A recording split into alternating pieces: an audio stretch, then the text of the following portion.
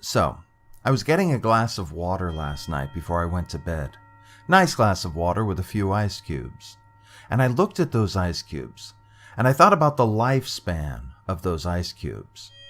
You see, those ice cubes came out of my fridge, which took hours of churning and spinning and whatever the hell it does to spit out ice cubes in my glass on command. And that's exactly what it did, giving me this nice glass of ice water. And as I brought that glass up to my mouth, I realized that the lifespan of those ice cubes traces back a lot longer. Because those ice cubes were made of water pumped from miles, hundreds of miles away. Since I live in Southern California, I could even say thousands of miles away. A rain cloud smiles on a flower somewhere in Yakima or Boise, and through the magic of semi-modern engineering, I've got ice cubes. And not a second passed before I understood that I had no idea of scope here. And I just gave up on the ice water. Those ice cubes had come from water that went far beyond Yakima or Boise or wherever it fell as a raindrop, because that raindrop had been collected on the other side of the world, and those water molecules predate even semi-modern engineering. They predate all of our cities. They predate anyone we've ever read about, and anything anyone has seen.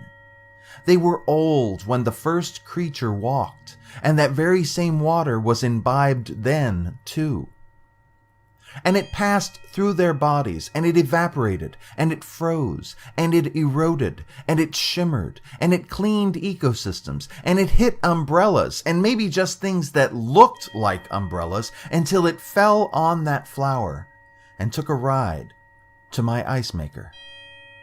Now, this is where my mind took a turn, because once you follow that water up from the primordial goo, you also have to take it far past you and me. That ice is going to shoot through me at a rate that would make it dizzy, if such a thing were possible. I'll eject it the standard way, and please, let our standards be equal here, and it'll sail off to some new horizon, some distant shore, some foreign tap, and it will outlast you, and you, and you.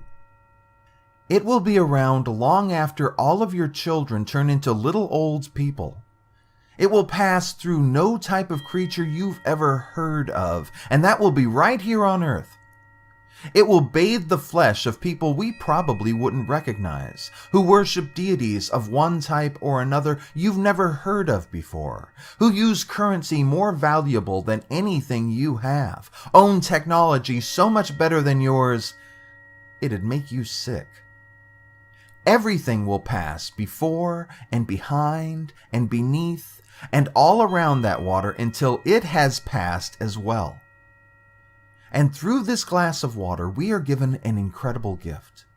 A way to not only observe our world, but to taste our world, to be a part of our world, to see our place in our world, and to partake in the miracle that is our world.